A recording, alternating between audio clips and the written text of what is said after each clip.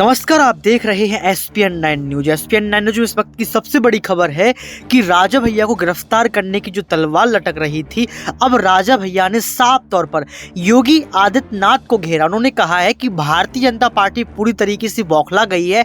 अब जब कोई नहीं बचता है तो राजाओं के पास योगी आदित्यनाथ अपना कठपुतली वाला प्रशासन भेज देते हैं। राजा भैया ने कहा है कि ऐसा कौन सा काम है जो नेता के तौर पर मैंने नहीं किए, ऐसे कौन से काम है जिसको लेकर आप मुझे फंसाने की कोशिश कर रहे हैं। राजा भैया ने साफ तौर पर कहा है कि भारतीय जनता पार्टी तब बौखला जाती है जब उसको डर लगने लगता है। उन्होंने कहा कि दिल्ली एमसीडी में देखिए सत्येंद्र जैन पर ईडीआई की रेड डलवा दी। उन्होंने साफ तौर पर कहा कि आप देखिए मनीष सिसोदिया पर गिरफ्तारी की तलवार लटकवा दी। चाचा शिवपाल की जो है सुरक्षा छीन ली। उन्होंने साफ तौर पर कहा कि चाचा शिवपाल को फुटबॉल और पेंडुलम बोल दिया, अब मैं ही बचा हूं और योगी आदित्यनाथ भारतीय जनता पार्टी मेरे ऊपर जो है तानाशाही दिखा रहे हैं, ये नहीं चलेगी। उन्होंने साफ तौर पर कहा है कि आप रेड डलवा लीजिए या गिरफ्तार करवा लीजिए, मेरे पास कुछ नहीं मिलेगा।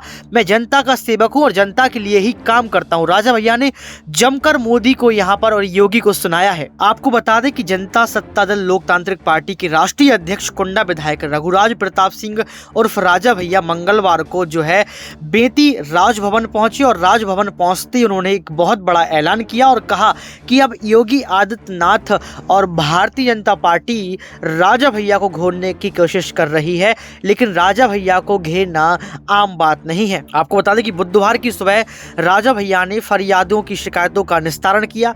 इसके बाद पार्टी कार्यकर्ताओं और राजनीतिक गतिविधियों पर चर्चा की। इस दौरान नगर पंचायत से टिकट के दावेदारों की भीड़ रही है, उनसे बात की।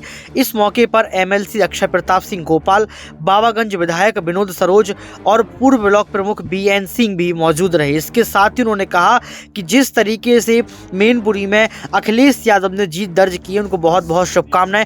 उन्होंने डिंपल यादव को भी शुभकामनाएं प्रेषित की। साफ तौर पर यहाँ पर कहा गया है कि मैनपुरी में जीत दर्ज करने के बाद अब राजा भैया कह रहे हैं कि आने वाले समय में विपक्ष मजबूत होकर उत्तर प्रदेश की 80 लोकसभा सीटों पर जीत दर्ज करेगा। लेकिन बात यहीं खत्म नहीं होती है, बात यहाँ बढ़ जाती है कि जब कल यहाँ पर राजा भैया को गिरफ्तार करने की बात चल रही थी, राजा भैया पर रेड डलवाने की बात चल रही थी, तो बीते दिन, जी हाँ बीते दिन जब राजा भैया जो है अपने गांव पहुंचते हैं, बीते दिन जब राजा भैया बेती राजभवन पहुंचते हैं, वहां की फरियादों और शिकायतों को जनता से लेते हैं, तो उसी वक्त बड़ा ऐलान कर देते हैं कि जनता के समर्थन में राजा हमेशा खड़ा था और खड़ा रहेगा।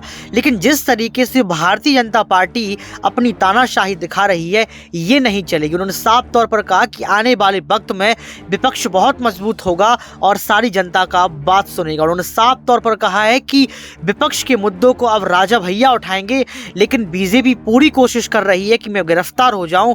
ये कतई नहीं हो सकता है, क्योंकि मैंने जनता के लिए काम किया है, मुद्दों पर राजनीति की है, और इसके बावजूद भी अगर भारतीय जनता पार्टी ऐसा करना चाहेगी तो उसकी ये बात खारिज होगी। आप क्या सोचते हैं इस विषय में?